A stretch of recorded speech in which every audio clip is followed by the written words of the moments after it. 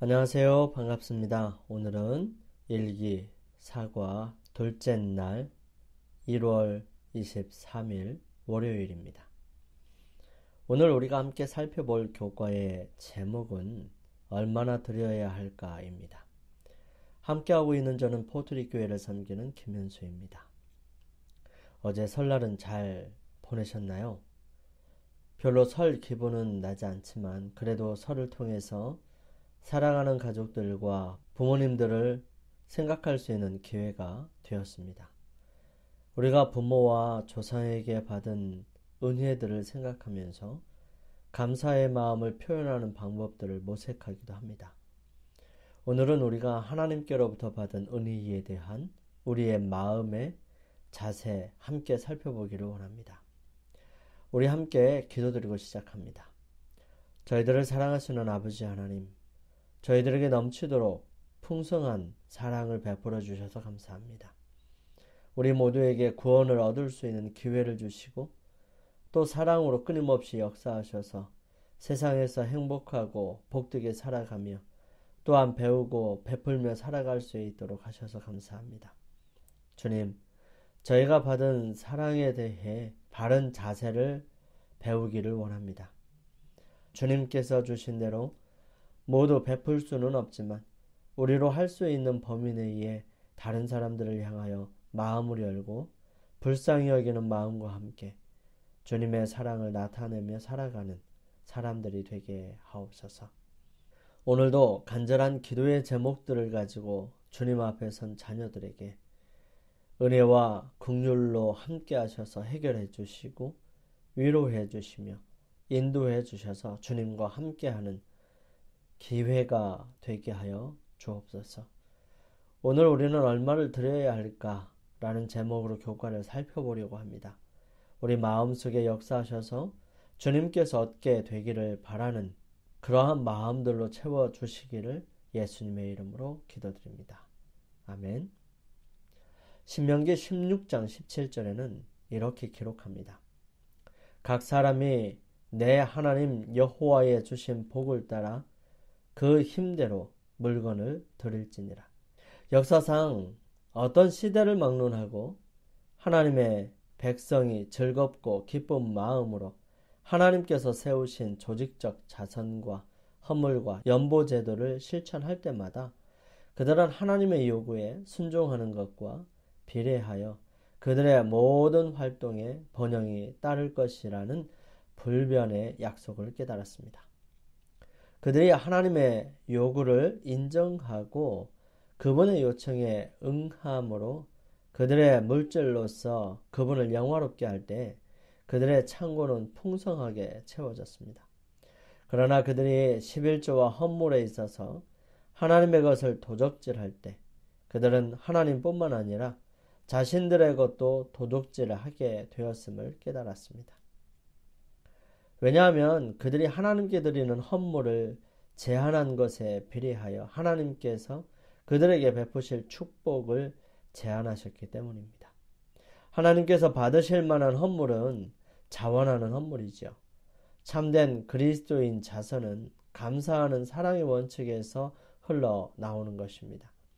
그리스도에 대한 사랑은 그분이 구원하기 위하여 이 세상에 오신 사람들에 대하여 나타내는 사랑이 없이 홀로 존재할 수 없습니다. 그리스도에 대한 사랑은 모든 정서를 지배하고 모든 정력을 지도하는 전인적인 지배 원칙이 되어야 합니다. 구속의 사랑은 인간의 마음에 존재할 수 있는 모든 부드러운 애정과 자아희생적인 헌신을 일깨워야 하죠. 이렇게 될 때 이기심을 깨뜨리고 잠자는 동정심을 깨우쳐서 귀중한 진리의 사업을 위하여 자신의 헌물을 드리게 하고자 마음을 감동시키는 호소가 필요하지 않게 될 것입니다. 예수님께서는 무한한 희생으로 우리를 사셨습니다. 우리의 모든 능력과 영향력은 진정으로 우리 주님의 것이고요. 그분을 섬기는 데 바쳐져야 합니다. 이렇게 함으로써 우리는 그리스도의 보배로운 피로 죄의 속박에서 속량받은 감사의 마음을 나타내게 됩니다. 우리 주님은 언제나 우리를 위하여 일하십니다. 그분은 하늘로 승천하셔서 당신의 피로 산 사람들을 위하여 탄원하십니다. 그분은 당신의 상처난 손을 드시고 당신의 교회가 시험에 빠지지 않고 보존되도록 당신의 교회를 위하여 중보하십니다. 만일 우리의 지각력이 일깨워져서 우리의 구원을 위한 우리 주님의 놀라운 사업에 동참할 수 있다면 깊고 열렬한 사랑이 우리의 마음을 불태울 것입니다. 우리의 무정함과 냉랭한 무관심이 우리를 견고하게 될 것입니다. 감사로 충만한 사랑으로부터 우러나온 온전한 헌신과 자선은 지극히 작은 헌물, 자원하는 희생의 거룩한 향기를 더하여 값으로 따질 수 없는 귀중한 예물이 되게 할 것입니다. 그렇지만 우리가 드릴 수 있는 모든 것을 자원하는 마음으로 우리의 구주께 드렸을지라도, 비록 그것이 우리에게 매우 가치 있는 것일지라도 우리가 하나님께 대하여 진 감사의 빚을 사실 그대로 볼 수 있다면 우리가 드린 모든 것은 우리에게 매우 불충분하고 보잘것없는 것으로 보일 것입니다. 그러나 천사들은 우리에게 보잘것없이 보이는 이 예물을 취하여 향기로운 예물로 보좌 앞에 드리게 되며 그것은 간합되게 되는 것이지요. 하나님께서는 헌물의 기준으로 구체적인 비율 대신에 무엇을 주셨을까요? 우리의 헌물은 하나님께서 우리에게 주신 생명, 구원, 물질, 그리고 그 외에 많은 축복에 대한 감사의 표현입니다.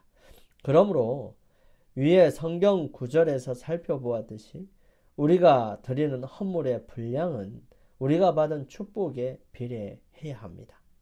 무릇 많이 받은 자에게는 많이 요구할 것이요 많이 맡은 자에게는 많이 달라 할 것이니라.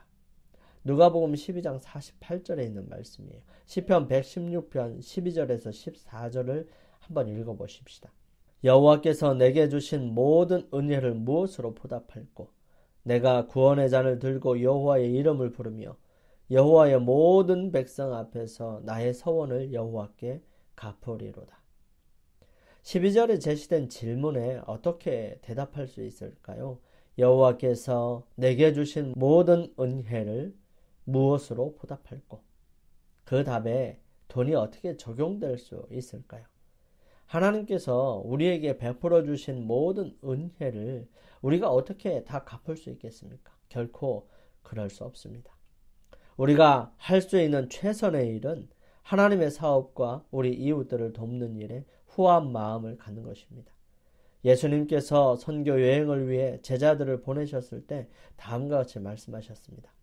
너희가 거저 받았으니 거저 주라. 우리로 행복하기를 원하시는 주님께서는 우리가 다른 사람들에게 조건 없이 주게 될 때에 그 기쁨이 쉽게 사라지지 않는다는 것입니다. 한겨레 신문 광로필 기자가 2019년 1월 4일 기사에 주는 기쁨은 사그라들지 않는다 라는 제목으로 기사를 썼습니다. 인간의 심리 기제도 마찬가지다. 아무리 강한 감정도 시간이 지나면서 점차 사그라든다. 이를 표현하는 행복 심리학 용어 중에 쾌락 적응이라는 게 있다. 특정한 경험에서 느끼는 행복감은 그것이 반복될수록 줄어든다는 걸 뜻하는 말이다. 심리학자들이 발견한 인간 심리의 한 단면이다. 그러나 주는 기쁨에서 얻는 행복감은 이 법칙의 예외가 될 수 있다는 주장이 나왔다. 주는 기쁨과 받는 기쁨 중 어느 것이 더 강한 행복감을 안겨줄까? 미국 시카고대 심리학자 에드 오브라이언과 노스 웨스턴대 심리학자 사만타 캐서런은 이런 궁금증에 대한 실험 결과를 미 심리학과 협회 저널인 심리과학에 소개했다. 이들의 연구에 따르면 반복해서 다른 사람에게 같은 선물을 주는 사람은 같은 선물을 반복해서 받는 사람에 비해 행복감이 줄어들지 않거나 훨씬 더디게 줄어들었다. 행복감을 유지하려면 계속해서 새로운 것을 경험해야 한다는 통설과는 다른 연구 결과다. 연구진은 논문에서 기부를 하는 경우에는 횟수를 거듭해도 계속해서 신선하고 즐거운 느낌을 갖게 된다는 걸 확인했다고 밝혔다. 심지어 똑같은 사람에게 똑같은 방식으로 하는 기부의 경우에도 마찬가지였다고 한다. 받는 기쁨은 시간이 흐를수록 크게 낮아졌지만 주는 기쁨은 5일째에도 거의 변화가 없었다. 실험 방식은 이랬다. 연구진은 실험에 참가한 대학생들에게 5일 동안 매일 $5를 줬다. 그리고 매번 똑같은 데 돈을 쓰도록 요구했다. 무작위로 어떤 학생에겐 자신을 위해, 어떤 학생에겐 다른 사람들을 위해 쓰도록 했다. 예컨대 매일 같은 카페에 들러 팁을 주든가 같은 재단에 온라인 기부를 하는 식이다. 또 하루가 끝날 때는 자신이 어디에 썼으며 행복감은 어땠는지를 돌아보고 점수를 매기도록 했다. 시험이 끝난 뒤 참가자 96명이 제출하는 데이터를 분석한 결과 명확한 패턴이 드러났다. 자신에게 돈을 쓴 사람은 5일 동안 조금씩 그러나 꾸준히 행복감이 감소했다. 그러나 다른 사람에게 돈을 준 사람들에게선 행복감의 감소가 보이지 않았다. 마지막 5번째로 주는 기쁨도 첫 번째로 줄 때만큼 강한 것으로 나타났다. 연구진은 온라인을 통해 2번째 실험을 했다. 이 실험엔 502명이 참가했다. 연구진은 이들을 대상으로 10라운드에 걸쳐 단어 퍼즐 게임을 진행하면서 참가자들에게 1라운드당 5센트를 지급했다. 그리고 참가자들이 이 돈을 자신이 선택한 자선단체에 기부하거나 자신이 갖도록 했다. 각 라운드 후에 참가자들은 게임에 이겼을 때와 같을 정도의 행복감과 기쁨을 느꼈다고 토로했다. 이 실험에서도 남에게 돈을 준 사람들의 행복감이 돈을 가진 사람의 행복감보다 훨씬 더디게 감소한 것으로 나타났다. 10명의 문둥병자가 고침을 받기 위하여 예수님께 나왔을 때 예수님께서는 가서 그들의 몸을 제사장에게 보이라고 명령했습니다.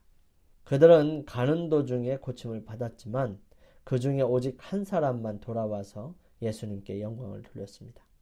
다른 문둥병자들은 그들을 낫게 하여 주신 예수님을 잊어버리고 저희 갈 길을 가버렸습니다. 얼마나 많은 사람들이 아직도 이와 똑같은 일을 행하고 있습니까? 주님께서는 인류에게 유익을 끼치기 위하여 끊임없이 일하십니다. 그분은 늘 당신의 은사를 제공하고 계십니다. 그분은 병상에서 신음하는 병자를 일으키시며 그들이 돌보지 못하는 위험에서 사람들을 구하시고 하늘의 천사들에게는 저들을 재난에서 건지고 흑암 중에 행하는 연병과 백주에 황폐케 하는 파멸에서 보호하라고 분부하시건만 저들의 마음은 감명을 받지 않습니다. 주님께서는 그들을 구원하시기 위하여 하늘의 모든 부요하심을 주셨건만 그들은 주의 크신 사랑에 무관심합니다. 배은망덕으로 말미암아 그들은 하나님의 은혜에 대하여 마음을 닫죠. 그들의 심령은 사막의 떨기나무 같아서 좋은 일에 오는 것을 알지 못하고 광야 건조한 곳 사람이 거하지 않는 땅에 거하는 것입니다. 하나님의 모든 선물을 우리 기억에 생생하게 보존하는 것은 우리 자신에게 유익이 됩니다. 이리하여 믿음은 요구하고 받는 일에 더욱 강하여지게 되는 것이지요. 우리는 다른 사람들의 믿음과 경험에 대해서 읽을 수 있는 모든 기사 가운데서보다 자신이 하나님에게서 직접 얻은 가장 적은 축복 가운데서 더 많은 격려를 받습니다. 하나님의 은혜에 응답하는 사람은 물된 정원과 같습니다. 그의 치료는 급속할 것입니다. 그의 빛이 흑암 중에서 발하여 주의 영광이 그에게서 나타날 것입니다. 그러므로 우리는 주의 자비와 그 많은 긍휼하심을 기억하도록 하십시다.